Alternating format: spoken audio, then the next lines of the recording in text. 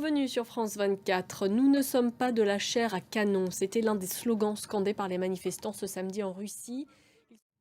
Et les autorités russes continuent malgré tout de se poser en victime. Le ministre russe des Affaires étrangères, Sergueï Lavrov, s'est exprimé à la tribune des Nations Unies il y a quelques heures. Et pendant ce temps, en Ukraine, Moscou poursuit ses référendums d'annexion. Ils ont été lancés pour une durée de 5 jours vendredi dans 4 régions sous le contrôle russe. Ce scrutin, qualifié de simulacre par Kiev et les Occidentaux, marque une escalade majeure du conflit, comme nous l'explique David Gilbert.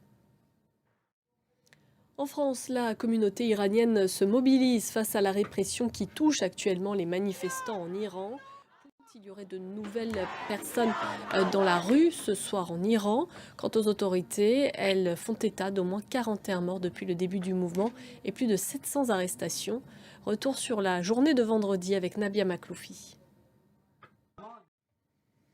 L'ouragan Fiona a frappé ce samedi la côte est du Canada. Les dégâts sont importants. Le Premier ministre Justin Trudeau vient tout juste de promettre une aide aux provinces les plus touchées. Valérie Lerouge.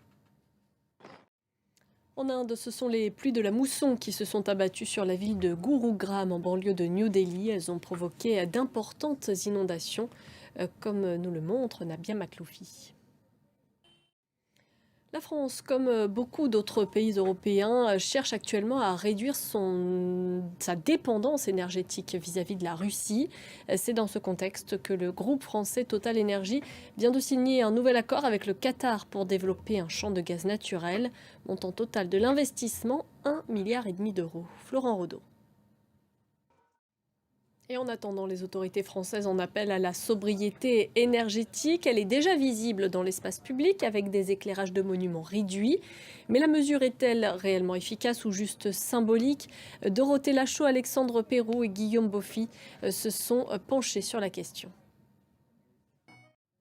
Et c'est la fin de ce journal. Merci de votre attention. On se retrouve dans une quinzaine de minutes.